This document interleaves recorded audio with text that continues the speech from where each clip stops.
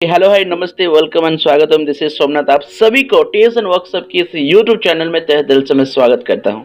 दोस्तों, आज की जो टॉपिक है वो बहुत ही इंटरेस्टिंग होने वाला है, क्योंकि नेटवर्क मार्केटिंग में जो सबसे बड़ी ताकत होता है ऑफलाइन एंड डाउनलाइन के, उसी चीज़ों के ऊपर आज हम बात करेंगे डिटेल में।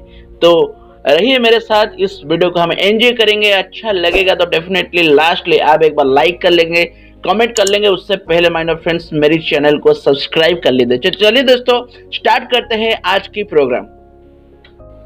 आप सभी को वेलकम करता हूं ऑफलाइन वर्सेस डाउनलाइन की। जो पिक्चर आपके सामने है, कैसे ऑफलाइन अपने डाउनलाइन को नीचे से उठा रहा है, एक हेल्प कर रहा है। वैसे भी हमारे नेटवर्क मार्केटिंग बिजनेस में ऑफलाइन डाउनलाइन के साथ ऐसा करते हैं, पर ऑफलाइन की क्या रोल है नेटवर्क मार्केटिंग बिजनेस में और डाउनलाइन की क्या रिस्पॉन्सिबिलिटीज है अपने लिए और अपने अपलाइन के लिए, उस चीजों के ऊपर आज हम डिटेल में बात करेंगे। तो चलिए चलते हैं नेक्स्ट स्लाइड में। The role of upline, keep a good relationship with और डाउनलाइन। दोस्तों, यस माय फ्रेंड्स, अपलाइन को हमेशा अपने डाउनलाइन के साथ एक अच्छा रिलेशन के साथ रहना, एक अच्छा रिलेशनशिप को बिल्ड करना है।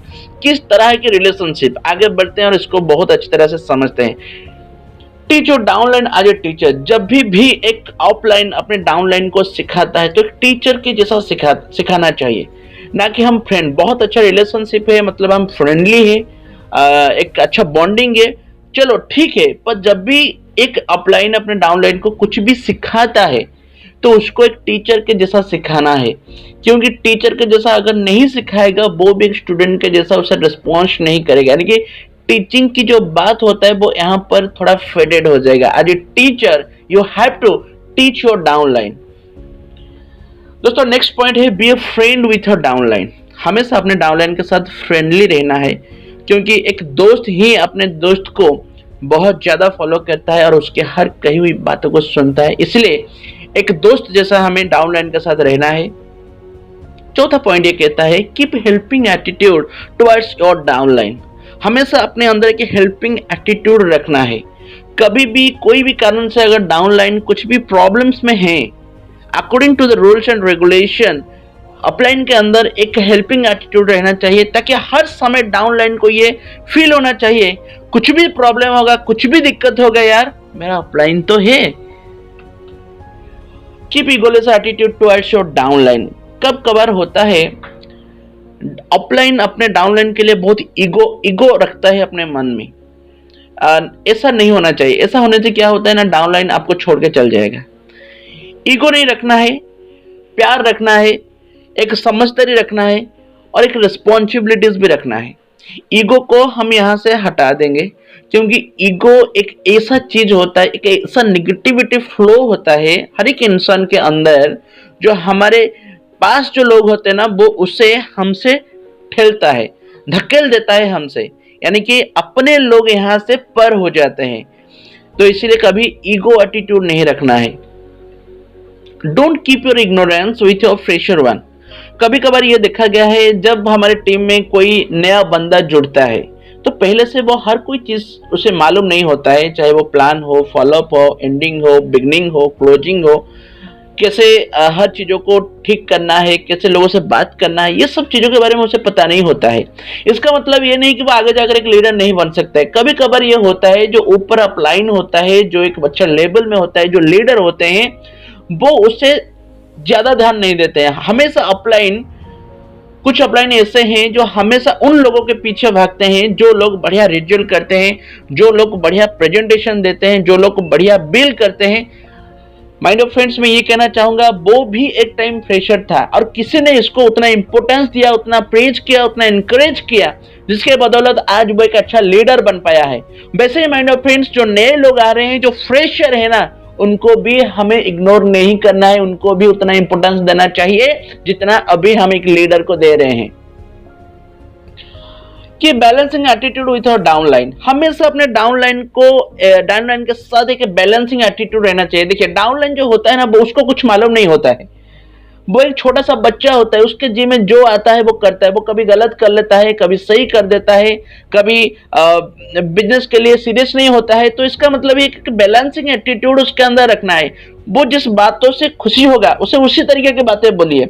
उसमें उसके अंदर जो बात है उसके लिए जिस काम में उसका पैशन है, उस पैशन के लिए आपको बात करना है, क्योंकि आपके साथ वो एक बार जुड़ जाएगा तभी आपके हर कही हुई बातों को वो मानेगा। तो इसलिए यहाँ पर रखा है कि उसके हर तरीके का रिलेशन के साथ उसके बैलेंस करना है। अगर आपको लग रहा है फ्रेंडली उसके साथ बात करना है तो अच्छी तरह से बात कर लेंगे, एक गार्डियन की तरह समझाना है तो अच्छी तरह से समझाएंगे। एक बैलेंस रिलेशन होगा तब वो डाउनलाइन आपके साथ बहुत अच्छी तरह से जुड़ पाएगा और बहुत अच्छी तरह से बिजनेस कर पाएगा।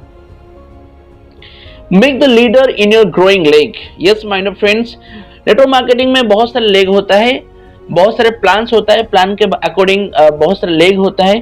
तो हमें करना क्या है, एक अपलाइन का जो पहला रिस्पॉन्सिबिलिटीज है, जिस लेग में जो लेग बहुत ज्यादा एक्टिव है तो वहां पर लीडर को मेक करना है, लीडर मेकिंग करना है, लीडर को क्रिएट करना है। और जिस लेग में आपका बिजनेस स्लो हो रहा है, यानी कि आपका जो वीक लेग है, वहां पर उसकी रिस्पॉन्सिबिलिटी आपको खुद लेना है, ना कि वहां पर किसी के इंसान के ऊपर, किसी बच्चों के ऊपर छोड़ देना है। वहां पर आप खुद काम करेंगे। जिस लेग आपका बहुत ज्यादा स्ट्रांग है, उस लेग में आप लीडर को क्रिएट कर लेंगे, ताकि आप अपने बिजनेस को एक बैलेंस के साथ, एक स्ट्रक्चर के साथ अपने बिजनेस को ग्रो कर सकते हैं। माय डियर फ्रेंड्स, ये था एक अब रोल ऑफ अपलाइन। अपलाइन की कुछ ये रोल होता है हमारे जिंदगी में जो अपलाइन है, क्योंकि अपलाइन ही हमें आगे बढ़ाएगा। और जिस अपलाइन ऐसा नहीं करता है वो कभी भी लीडर क्रिएट नहीं कर पाएगा, वो अपलाइन कभी भी कुछ एग्जाम्पल क्रिएट नहीं कर पाएगा, वो अपलाइन कभी भी एक डाउनलाइन को लेकर उसकी जिंदगी को बना नहीं पाएगा। तो इसीलिए हर डाउनलाइन को ये रिक्वेस्ट है कि जब भी वो अपलाइन को चुने तो ये पॉइंट्स के ऊपर थोड़ा बहुत ध्यान दें। और जो अपलाइन ऑलमोस्ट कोई भी बिजनेस को लेकर आगे बढ़ रहे हैं, वो भी एक बार इस पॉइंट्स के ऊपर ध्यान दे, ताकि मुझे भी ये सब चीजें करना है, कि अपलाइन ऐसा भी सोचना चाहिए। तो ये तो था अपलाइन पॉइंट। अब चलते हैं the role of downline. Downline को क्या करना है उसके बारे में थोड़ा डिटेल में समझते हैं। तो role of downline, be a good student. अगर एक अपलाइन टीचर के जैसा आपको समझा रहा है, सिखा रहा है, तो आपको भी एक अच्छा स्टूडेंट के जैसा इसको समझना है। ये डाउनलाइन का रोल है। दूसरा पॉइंट दोस्तों, always learn from your upline good thing. हमेशा अपलाइन से गुड थिंग्स, अच्छा चीजों को हम सीखना चाहिए। हमेशा ये प्रयास रहेगा कि जब भी अपलाइन हमें कुछ बोले, उस सभी चीजों को हमें सीखना चाहिए।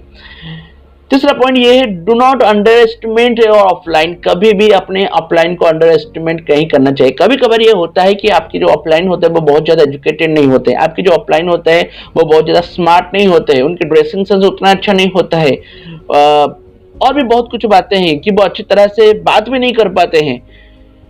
तो जब ये समस्या आता है ना, तो कभी भी एक डाउनलाइन जो अपने आप को उनसे ज्यादा अच्छा समझते हैं, कि उनसे ज्यादा बेहतर समझते हैं, माय डियर फ्रेंड्स, रिश्ते में वो आपके अपलाइन लगते हैं। हर डाउनलाइन को मेरा ये रिक्वेस्ट है, वो कभी भी अपने अपलाइन को अंडर एस्टिमेट नहीं करना चाहिए, क्योंकि अपलाइन पापा जैसे होते हैं। इस सिस्टम में वो आपका पापा, इस सिस्टम में वो आपका गॉडफादर है, इस सिस्टम में वो आपका गाइडलाइन है।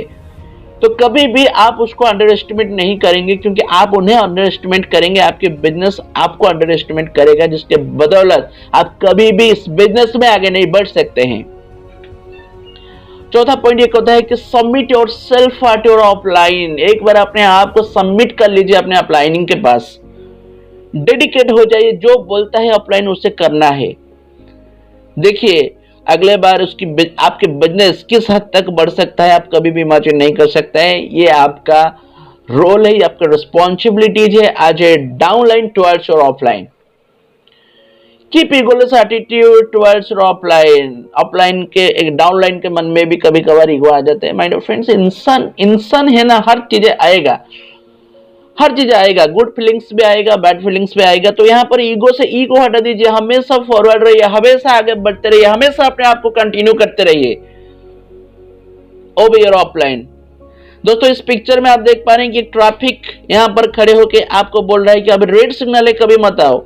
अगर आप आते हैं तो होगा क्या, एक्सीडेंट। उसी तरह माय डियर फ्रेंड्स, अगर आप अपलाइन की बातें नहीं मानते हैं तो यहाँ पर भी आपके एक्सीडेंट हो सकते हैं, यानी कि यहाँ पर भी आपको फाइनेंशियल फ्रीडम नहीं मिल सकता है, टाइम फ्रीडम नहीं मिल सकता, और जिंदगी में जो सारे परेशानियां हैं पैसे को लेकर, अपनी जिंदगी को लेकर, वो कभी यहाँ पर सक्सेस नहीं हो पाएगा, कभी वो सोल्यूशन नहीं हो पाएगा। इसलिए always obey your offline my dear friends. सातवां पॉइंट ये कहता है कि फ्रेंडली एटीट्यूड विद ऑफलाइन, हमेशा अपने ऑफलाइन के साथ फ्रेंडली रहना चाहिए, एक दोस्त के जैसा आप रिलेशन को मेंटेन करना चाहिए। इसका मतलब ये नहीं कह रहा है कि आप कंधे से कंधे मिलाकर चलेंगे, नहीं माय डियर फ्रेंड्स। एक रेस्पेक्ट भी होना चाहिए, उसके साथ भी एक फ्रेंडली एटीट्यूड होना चाहिए। मतलब एक रेस्पेक्ट विद फ्रेंडली एटीट्यूड, उसकी जो कॉम्बिनेशन बनता है, अगर एक बार वो अपलाइन डाउनलाइन को समझा देता है और एक डाउनलाइन अगर अपलाइन के लिए वो समझ लेता है ना माइंड ऑफ फ्रेंड्स, ये जो रिलेशन है ये एक हेवनली रिलेशन बन जाएगा। और जिस रिलेशन को लेकर आप अपने बिजनेस में चौका छक्का मार सकते हैं। ट्रांसपेरेंट टुवर्ड्स योर ऑफलाइन, हमेशा अपने ऑफलाइन के लिए ट्रांसपेरेंट होना चाहिए। अपनी जिंदगी में जो भी दिक्कतें हैं, जो भी बातें हैं, जो आपको रोक रहा है, टोक रहा है, वो हर एक चीज आप अपने ऑफलाइन के साथ शेयर करना है। ये है माइंड ऑफ फ्रेंड्स आपकी अपलाइन के लिए आपकी रोल्स। तो आप कभी भी कुछ भी नहीं छुपाइए अपने अपलाइन को।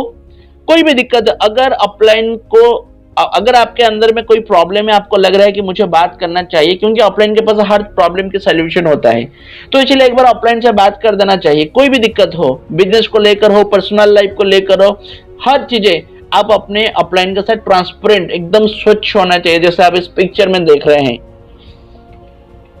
And finally the last point is do not depend to your offline. दोस्तों ऑफलाइन होते हैं हमारे लिए, ऑफलाइन होते हैं हमें हर चीजों से निकालने के लिए, हर मुसीबत से निकालने के लिए। इसका मतलब ये नहीं है कि आप हमेशा ऑफलाइन के ऊपर डिपेंड करते रहेंगे। प्लान करना है तो ऑफलाइन करेगा, डेमो करना है तो ऑफलाइन करेगा, फॉलोअप करना है तो ऑफलाइन करेगा, बात करना है तो ऑफलाइन करेगा। अगर ऑफलाइन सब करेगा तो आप क्या करेंगे माइंड ऑफ फ्रेंड्स? कैसे आप अपने अंदर वो गुण को निखार पाएंगे, कैसे वो क्वालिटीज को आप डेवलप कर पाएंगे, कैसे आप आज ए लीडर अपने हैबिट्स को डेवलप कर पाएंगे। इसीलिए ये चीजों को बहुत जल्दी आपको सीख जाना है, ताकि आप कभी भी अपने ऑफलाइन के ऊपर डिपेंड नहीं करना है।